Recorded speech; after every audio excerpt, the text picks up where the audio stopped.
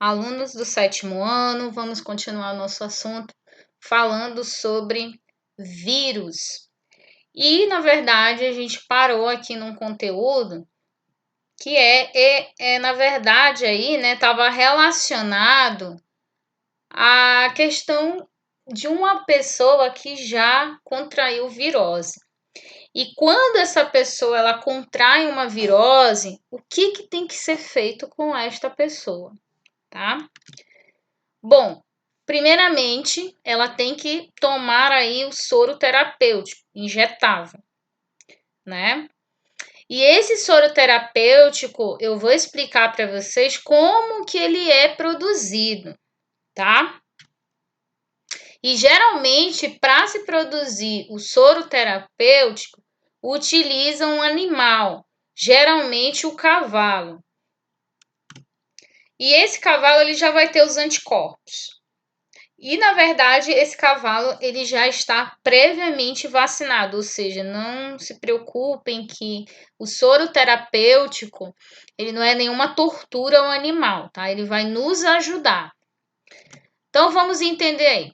Primeira coisa que tem que se fazer é retirar-se o veneno da cobra. A gente vai fazer isso voltado para as cobras, essa explicação, mas isso pode ser utilizado para outros tipos de doenças, como vírus, bactérias e outros que a gente vai estudar mais na frente. Então, vamos nos embasar aí pelas picadas de cobra. Então, por exemplo, aí, nós temos o veneno da cobra, certo? E o que a gente vai fazer com esse veneno? A gente vai extrair o veneno da cobra e esse veneno, ele vai ser injetado no animal lá que eu falei para vocês, o cavalo, tá? Mas é aquilo que eu citei para vocês, ele já está imunizado contra esse antígeno, ou seja, contra esse veneno de cobra. Lembra que eu falei para vocês que antígeno é o corpo estranho que, na verdade, está dentro do seu organismo? Então, o veneno da cobra também é um antígeno, ou seja, é uma substância estranha que não é bem-vinda no nosso corpo. E o que acontece aí? Né? O cavalo ele recebe o antígeno, tá? Ou seja, vai receber aí as toxinas do veneno da cobra. E automaticamente, quando um organismo vivo recebe um corpo estranho, ele vai produzir o quê, gente? Ele vai produzir os anticorpos, assim como nós seres humanos. Todos os animais fazem a mesma coisa que a gente. Entrou em contato com um antígeno, um corpo estranho, vai produzir anticorpos, tá? Que eu representei aqui em amarelo. Então, em seguida, injetam-se pequenas doses aí desse veneno no cavalo, né? Que são os antígenos, já citei. E aí o animal vai passar a produzir esses anticorpos. Depois que ocorre essa produção de anticorpos, né? Durante esses 5 dias, vai se fazer uma retirada aí de sangue do cavalo, tá? Por isso que eu coloquei essa seringa aqui, ó. Vamos retirar o sangue do cavalo. E aí, quando ocorre esse processo de retirada de sangue, esse sangue, ele vem junto com os anticorpos do cavalo, né, do animal. Aí esse sangue vai ser colocado numa ampola, né? E quando a gente visualiza o sangue no microscópio, a gente vê que o sangue do cavalo é praticamente igual ao nosso. Tem as hemácias, tem os glóbulos brancos, tem as plaquetas e tem os anticorpos ali dentro que ele produziu contra o veneno da cobra. Só que o que acontece, tá, gente? Acontece que a gente precisa separar isso. A gente não vai injetar no organismo humano o sangue do cavalo. Então, como que acontece esse processo aí? Bom, o sangue do cavalo, ele é colocado dentro de uma ampola, como eu falei, e essas ampolas, elas vão para uma centrífuga aqui, ó. Isso aqui é uma centrífuga, tá? É um equipamento que gira, dependendo aí da rotação, ele vai girar bem rápido aqui, gira. E aí o que acontece? Quando esse processo de centrifugação ocorre, o que é mais denso do sangue desce, vai para o fundo da ampola. E o que é mais leve, ou seja, tem uma densidade bem pequena, vai para a parte de cima. Ó, prestem atenção. Aqui, ó. A parte de baixo mais pesada é essa aqui, tá? E a parte mais leve é essa. A parte mais leve a gente chama de plasma. Aí o que acontece? Esse plasma é retirado aqui através de uma seringa e essa parte de baixo, tá? São as hemácias, no caso aí, que as hemácias são as células vermelhas do sangue, elas são devolvidas para o animal lá, para o cavalo, tá? O plasma, que é essa parte amarela de cima, que é a parte mais leve, é uma solução que é rica em sais minerais, proteínas, hormônio e principalmente isso aqui, ó, os anticorpos, que é o que a gente quer, tá? Incluindo os anticorpos que o cavalo produziu lá contra o veneno da cobra. Então, tá tudo misturado aqui, ó. Tudo fica aqui bonitinho dentro do plasma. Aí, o cientista, né, ou a pessoa que está trabalhando com relação à produção do soro, vai retirar o plasma aqui, ó, tá? E esse sanguezinho aqui de baixo, não esqueça, ele vai ser devolvido pro animal, pro cavalo. Que a gente não precisa disso.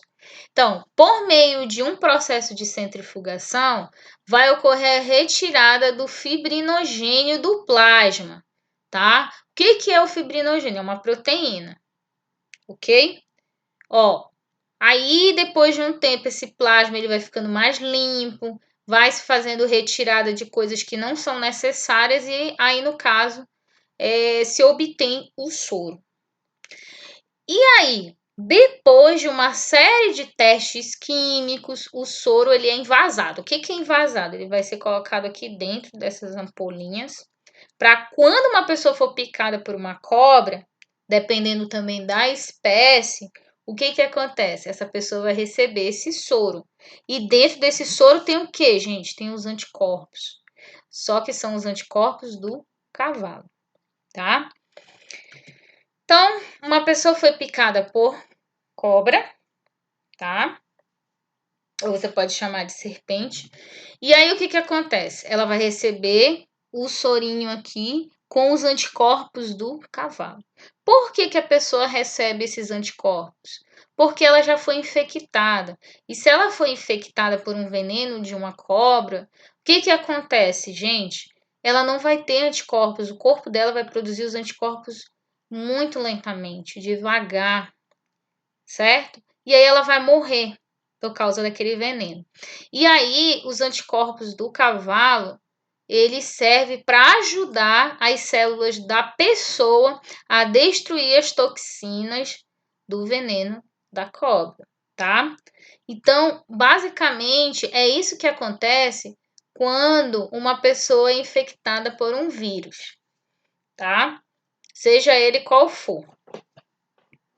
Mas existem exceções, tá? Existem vírus que são letais e que soro nenhum consegue resolver o problema.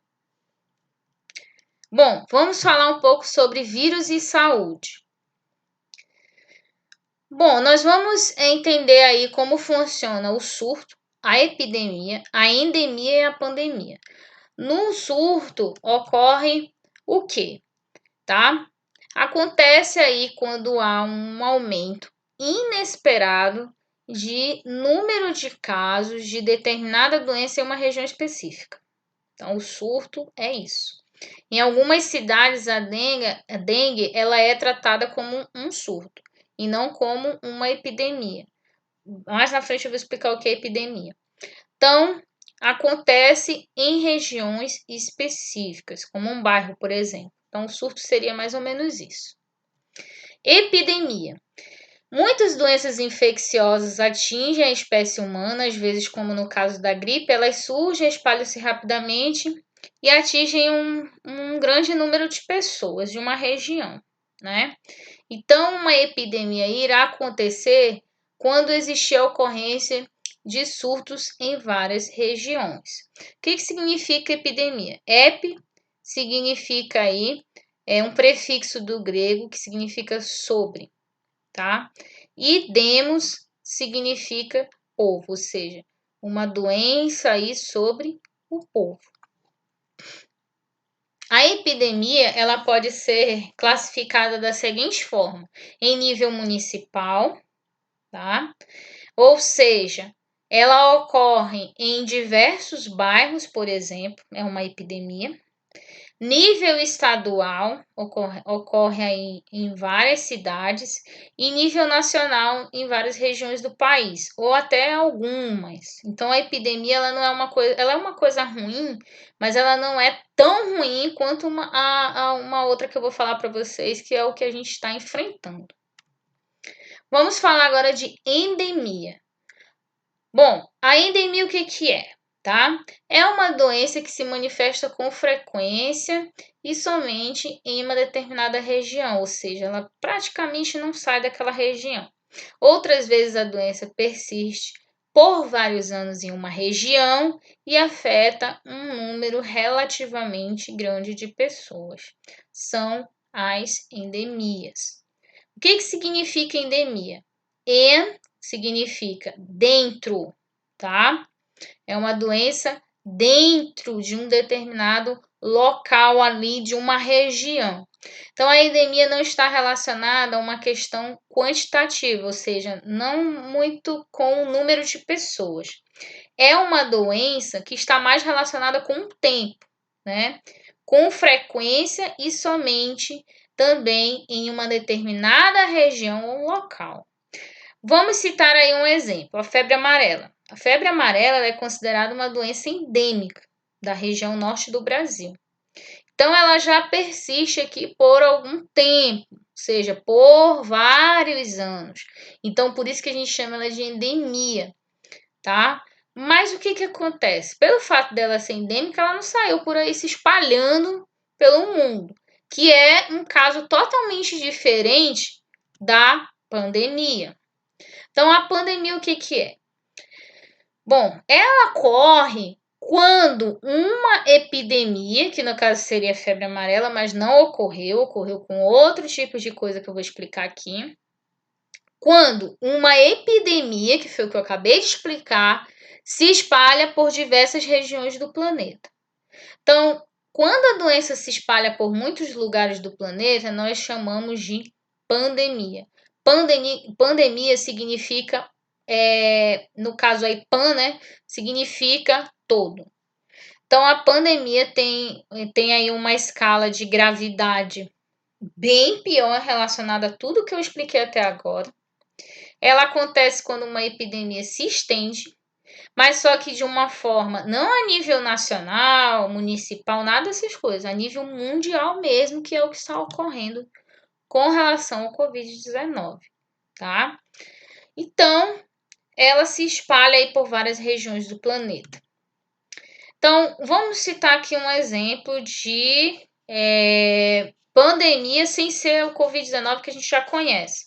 Nós temos aí a gripe A, ou você pode chamar de gripe suína, que passou de uma epidemia, né, que ocorria ali em uma determinada região, passou aí a ser uma pandemia. E isso ocorreu em 2009. Começou a registrar aí casos nos 6 continentes do mundo. Só que no caso do Covid-19 está sendo bem pior porque é praticamente o mundo inteiro, ok? Então, vamos entender aí 3 tipos de doenças transmitidas por vírus. Aqui, na verdade, vamos enfatizar dengue, raiva e AIDS. A gente vai falar sobre elas. Vamos entender como funciona a dengue. Então, o que é a dengue? Ela é uma virose, né? Ela é transmitida aí por um mosquito. E esse mosquito é a fêmea, tá? Geralmente a fêmea ela precisa se alimentar de sangue. E aí, no momento que ela se alimenta de sangue, como ela tá com o vírus no corpo dela, ela passa esses vírus para sua corrente sanguínea, tá? Que é o vírus da dengue. E as espécies que nós temos aí que transmitem esse vírus é o mosquito Aedes aegypti e também nós temos o Aedes albopictus. Então aqui, ó, o Aedes aegypti é esse de cima, esse aqui é o albopictus. O que acontece aqui nesse sentido, tá, gente? Eles são muito parecidos. O que ocorre de diferença entre eles, assim, olhando, é muito difícil detectar a diferença de um para o outro. Mas o que a gente tem que entender é que existe uma diferença, só que a gente não consegue detectar analisando rapidamente. A gente só consegue detectar se a gente fazer uma análise genética, se a gente fazer uma análise de taxonomia, por exemplo, que foi o que a gente estudou no capítulo anterior, quando a gente falou de classificação dos seres vivos, a gente teria que levar esses organismos para um taxonomista classificar. E esse taxonomista ainda tem que ser especialista nesse tipo de mosquito. Bom, não saindo do assunto, vamos continuar, né? Então, no Brasil só temos a primeira espécie, que é essa aqui, ó. Graças a Deus, né? Então, o mosquito transmite o vírus da dengue, ou seja, ele é vetor da doença. Pessoas com dengue devem procurar atendimento médico porque os vômitos e diarreia provocam rápida desidratação. Além de que, né, precisa-se de uma reposição de sais e líquidos, porque pelo fato aí de você ter uma diarreia, que é uma desidratação, você perde grande parte dos seus sais e água. E você deve manter repouso. Um médico pode indicar remédios para baixar a febre. Se uma pessoa for infectada novamente, mas por uma variedade diferente de vírus, no caso aí essa pessoa vai ter uma dengue hemorrágica, que é um outro tipo de dengue, e ela é muito mais perigosa do que a dengue clássica, que nós chamamos. Então, nós temos aqui os estágios do mosquito. Então, a fêmea, né, ela, no caso aqui, ela já possui os ovos, ou seja, ela está grávida. E aí, esses ovos, não é só um ovo, não, ela deposita vários ovos numa água parada. Então, essa fêmea Aedes aegypti deposita um ovo na água. Desse ovo vão surgir aqui larvas. Essas larvas vão passar por vários estágios, tanto é que aqui tem o primeiro, o segundo, o terceiro e o quarto estágio, ou seja, ela vai crescer, se desenvolver. Depois que essa larva, ela passa por esses estágios aí, ó, por esses 4 estágios, essa larva vai, no caso, vai se transformar em pupa, que é um estágio em que a larva ela fica imóvel dentro de um casulo. E aí, depois de um tempo, de dentro desse casulo, sai um mosquito aqui, grande, tá? Já formado, adulto. Aí sai desse jeitinho aqui, como você pode ver aqui nessa primeira imagem. Então, o mosquito vetor da dengue põe os ovos em águas paradas, como vocês podem ver aí, ó. Eu mostrei lá o desenho, o esquema, mas aqui é o desenho, na verdade, o desenho não, desculpa, a imagem real, tá? Aqui nós temos, ó, as larvas, como elas são, igual no desenho, como eu mostrei aqui nesse esquema. Ok? Então, por isso, é preciso ficar atento para não deixar água acumulada em vasos de plantas, latas, pneus velhos, garrafas, como vocês observam aí na imagem, porque isso aí é essencial, é o que o mosquito quer, né? No caso, a fêmea quer depositar os ovos aí. Então, é preciso também tampar reservatórios como caixas d'água. Outra medida importante é o uso de produtos que matam larvas ou insetos adultos. Então, aqui nós temos a diferença entre a dengue simples e a dengue hemorrágica. A dengue hemorrágica, ela é muito mais grave, com certeza. O próprio nome já assusta. A dengue simples tem os sintomas, mas que pode ser curada aí conforme os procedimentos médicos, né? O repouso, a questão da hidratação, entre outras coisas. Só que algumas pessoas, lógico, não conseguem resistir a esse tipo de vírus e acabam morrendo. Por exemplo, aqui, ó. Olha os sintomas se você for observar aqui na dengue simples. Dor de cabeça, dor atrás dos olhos, abatimento físico, dores no corpo e articulações, manchas vermelhas na pele, semelhantes às do sarampo, fraqueza, náuseas e vômitos. E também tem a questão da perda de peso. Mas a hemorrágica, ela é muito mais alarmante. Como que acontece a dengue hemorrágica e quais são os sintomas? Letargia, ou seja, estado de sonolência profunda ou irritabilidade, e aí hipotensão postural, tontura com escurecimento visual, sensação de fraqueza, sudorese, palidez e pode haver desmaios. Então, só os primeiros sintomas já são horríveis de você ler. Sangramento, por isso que é chamado de dengue hemorrágica, porque há sangramento na boca, no nariz e na garganta. Vômitos são persistentes, acumulação de líquidos em membranas, como no peritônio, que recobre o abdômen. E na pleura também. A pleura é uma camadinha ali que ajuda a proteger o pulmão. E também ocorre na membrana do pericárdio. É uma membrana que protege também o coração. Dor intensa e contínua no abdômen. Então, aí vocês conseguiram ver a diferença da dengue simples, né, ou clássica que chamamos, e a dengue hemorrágica. E a gente pode perceber aí uma discrepância muito grande em relação aos sintomas. Então, gente, na próxima aula a gente vai retratar sobre raiva ou hidrofobia e eu espero aí que vocês tenham gostado da aula. Um grande abraço aí para os meus alunos e até a próxima.